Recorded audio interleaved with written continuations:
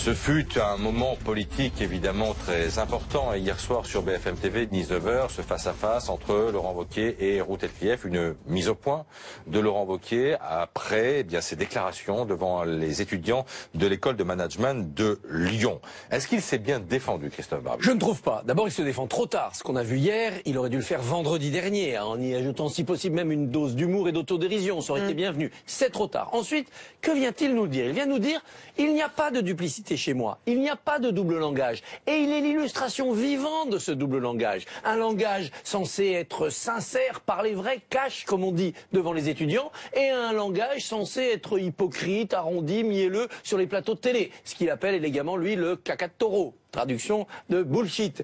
En même temps, il nous dit il faut, devant les étudiants, que les organisations patronales se réforment, elles volent l'argent public, elles font ça n'importe comment. Mais il n'a jamais dit cela en public. S'il y a un problème avec les organisations patronales ou le financement des syndicats, il serait courageux pour le leader de la droite de venir le dire, de l'avoir dit depuis longtemps, en meeting, et d'avoir promis un programme de remise à plat. On ne peut pas dire des choses derrière et dire des choses devant. Il a été l'incarnation de ce double langage, il vient nier l'évidence. Fin de l'histoire ? Non, je ne crois pas que ce soit la fin de l'histoire, parce que on va le ressortir, ça va revenir régulièrement. En revanche, je crois que c'est la fin de la tempête pour Laurent Wauquiez, dans la mesure où la majorité a pris son bénéfice. Ils ont tapé sur Laurent Wauquiez depuis quelques jours avec réjouissance. Et du côté de la droite, il n'y a pas de rival pour Wauquiez. Personne n'est dans une volonté putschiste de faire tomber Wauquiez de son trône de roitelet de l'opposition. Donc pour lui, ceux qui se sont éloignés hier, comme Bussereau, c'est des gens qui étaient déjà partis. Pécresse et Juppé, c'était pas ses amis. Les dégâts étaient déjà là. Regrettez ce qu'il a dit au sujet de Nicolas Sarkozy, qui, soi-disant, faisait écouter tout le monde ou lire les portables de tout le monde.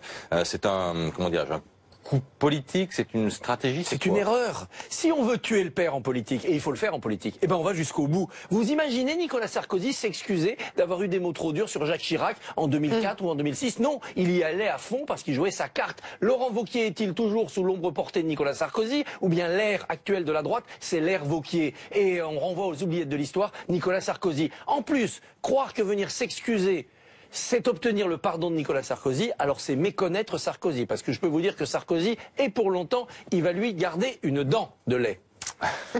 Pas mal, Christophe Barbier. Il a osé. Pas mal. Votre note? La note, là aussi pour un mot d'esprit, parce qu'elle s'en est tirée pas trop mal quand même. Virginie Calmels, coincée entre sa fidélité à Juppé, où déjà elle est en mauvaise posture à Bordeaux, et sa nouvelle place à côté de Laurent Wauquiez, finir par dire...